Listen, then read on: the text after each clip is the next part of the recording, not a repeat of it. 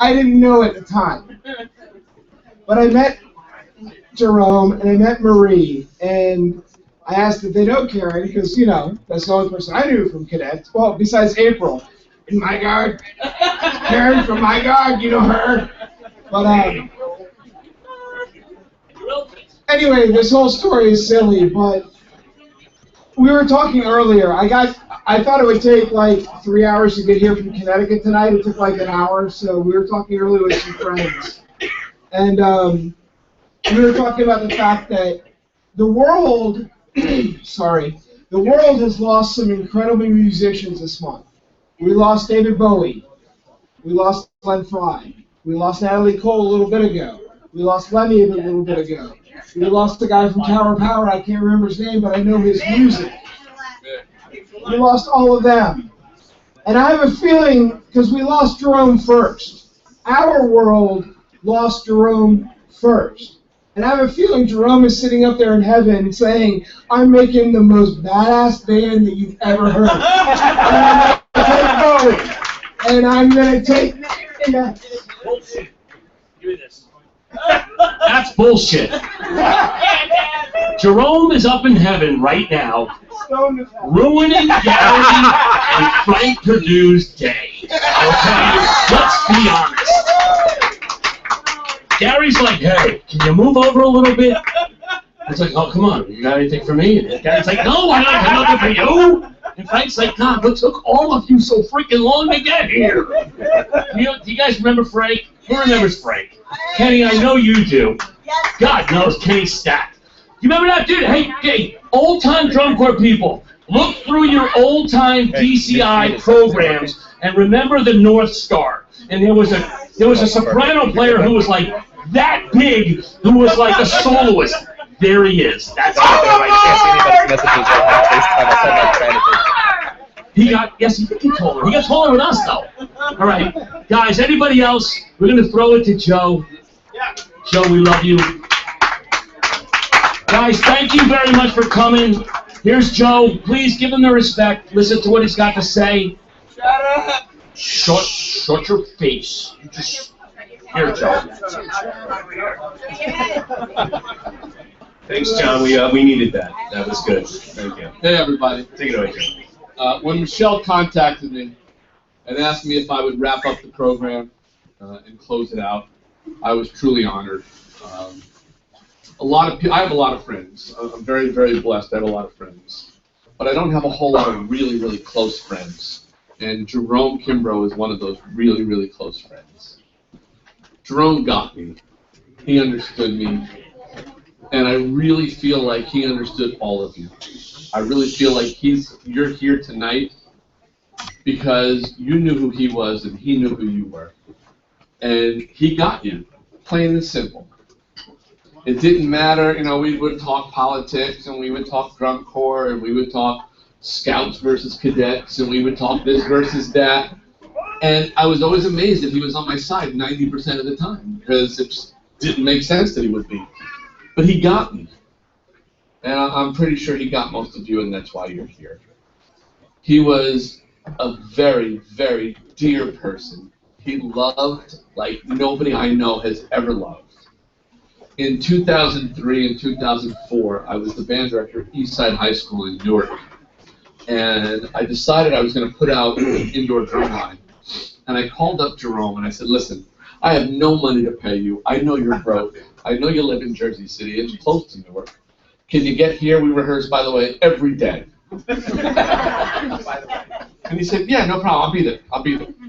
And he came out every single day from 3 o'clock to 5 o'clock for 2 years to teach 9 kids how to move around in a gym and play drums. And he had no idea what he was doing. But he absolutely loved doing it. And that's what I loved about Jerome. And we ended up, the first year we didn't make finals, and the next year we ended up taking the bronze medal down at Wildwood. And a lot of it had to do with Jerome and just his undying dedication to the kids. He just absolutely gave of himself 8,000%. He had no money. Like, he didn't have a car. He took the train every day from Jersey City to Newark. And I said, I'll come down to the bus station, the train station to pick you up. He said, no, I'll walk. That's when he had legs. And he would walk every day from Penn Station to Eastside High School down there. And he would teach rehearsal, and I'd say, Jerome, let me drive you to the train station. No, I'll walk. Eventually, I sold him my car for $7,000. The next week, literally a week later, I said, Jerome, where's my car? He said, I needed money. I sold it for $2,000. He needed gas money. That was Jerome. He didn't care. None of it mattered. Now, I've known Jerome close to 30 years, about 29 years. And in that time, I was very pissed off at Jerome for a long time. Because he was my one friend who would just not, no matter what you did, he wouldn't grow up. He refused. He fought it kicking and screaming. He said, I am not growing up.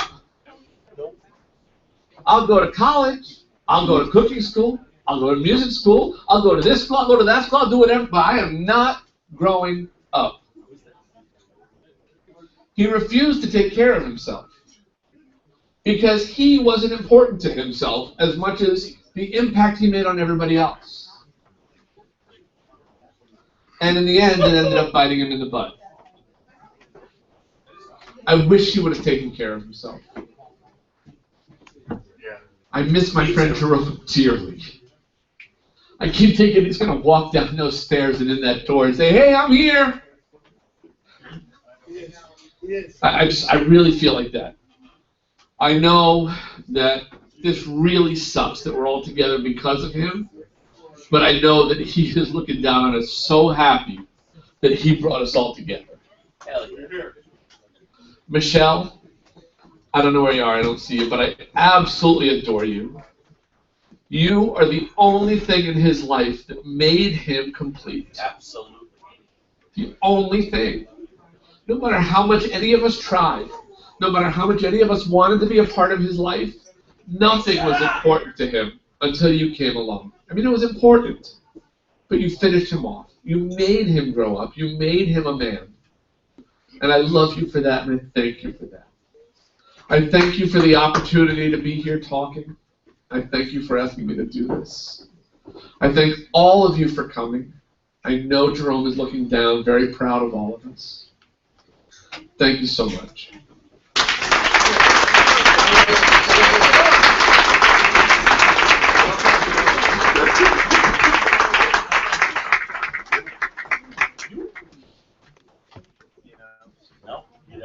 Oh, wait, but there's more. No. No. If anybody else wants to come up and maybe put a few words into the Jerome hat, that you're more than welcome. We do have a few more minutes here. We don't have to run out of here. I'm gonna play some more of his music. Mingle amongst yourselves. I think everybody should find a new friend tonight. Maybe talk to someone you haven't. Maybe talk to you. My name's yeah, no shit. Right, but Jerome was a pain in the ass. No, you are right. He was annoying. Oh, All right, hold on. You know what? This is what we're gonna do. ladies and gentlemen, Mr. Matt Tracy is in the house.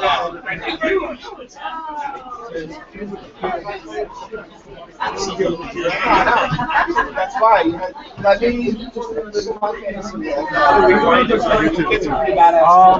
The link will be on the events page. After the feed's over, it's saves on there, so it ends up being published. So it's already on there. You might get a mixture of sound coming in all night. It'll be there.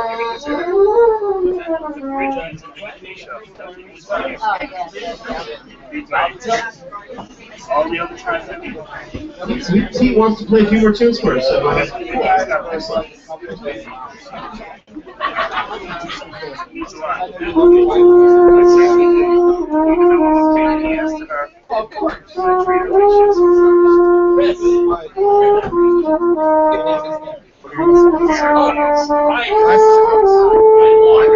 Glasses.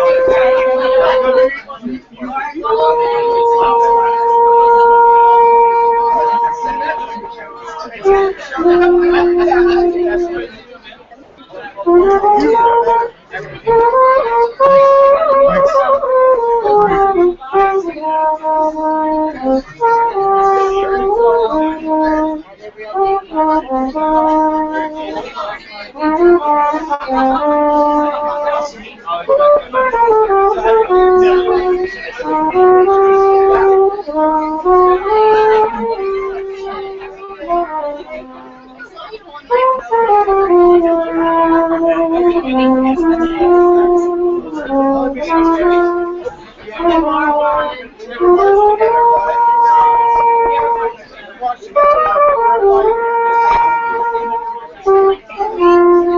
also have the same.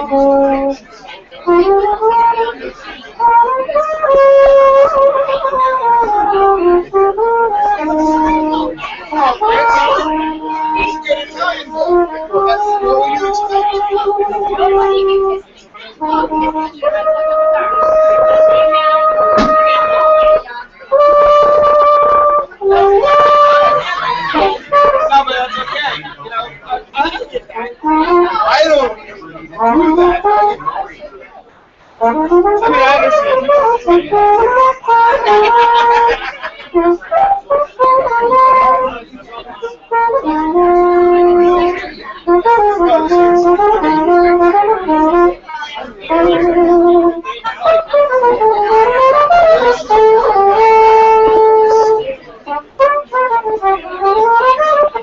I hope I'm not saying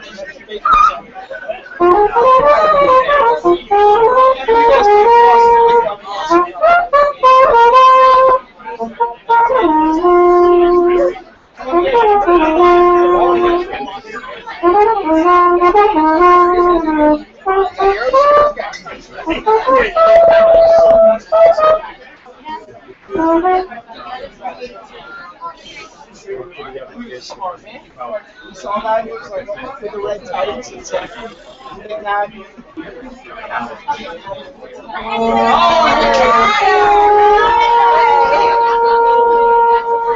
Eventually, everything will get it